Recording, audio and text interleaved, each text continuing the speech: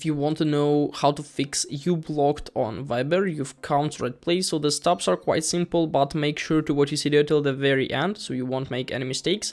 And I'm going to show you, in my case, how can we try to fix this problem. So if I scroll down right up here, I have this guy. And if I'm going to click on edit his profile in the right top corner, we can see the option to block. So I'm going to block this guy. I'm going to click on save.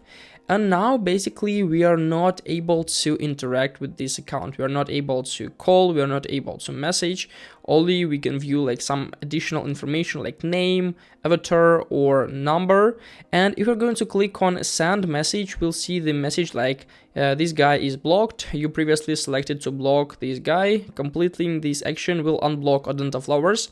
So what does it mean? It means that if you want to unblock yourself from somebody else, you won't be able to do it from your account. The only one way of how can you do it is that you can ask this guy to unblock you if you want to send him some messages and do some other stuff.